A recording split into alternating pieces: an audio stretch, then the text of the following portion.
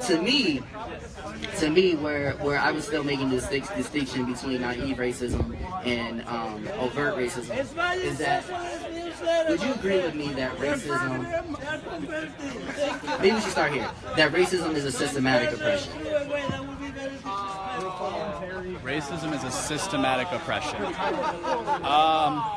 I don't know that you could say it's fully systemic, because I think that ultimately we're individuals, and while we're influenced by ideas and we're influenced by culture and things like that, there are aspects of systemic racism. The minimum wage laws, for example, were put in initially to, again, price the unfortunates out of society, or to make sure that people like you couldn't get hired.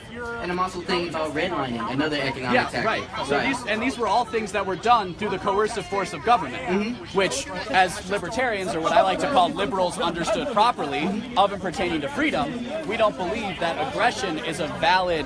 We believe in something called like the non-aggression principle. So it's this idea that initiating force against another individual, because fundamentally as individuals we own ourselves. And that is the only thing it can be, because how else can you say anything else? The only other way that you can actually implement these things is through the coercive means of government, which is to say instantiating things like the fucking drug war on people, and purposefully criminalizing types of behavior, and purposefully criminalizing types of drugs that were historically used by other races. So yeah, I think we can completely agree on a lot of these ideas. Where I differ is I reject Marxism. I reject the idea of the inherent dichotomy between oppressor and oppressed. That's not to say that people haven't been oppressed before, and that's not to say that there haven't been people who are oppressors. It is to say that the Marxist methodology is one that is fundamentally myopic.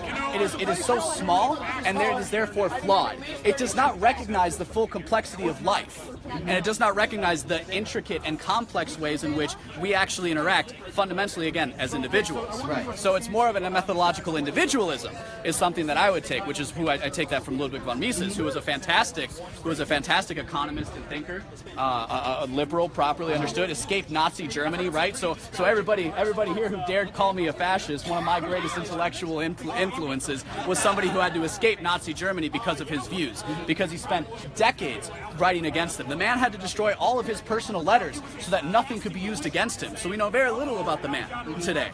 Right. So this is the type of ideology, this is the type of methodology that well, I mean, maybe some of these guys who are yelling would do if they were pushed a little bit more and a little more a little more educated on the topics, because yeah, I don't like the yelling either. I actually came here to see if maybe I could meet somebody like you where we could have a fun conversation. Yeah, I know. Bring him to the debate, yo.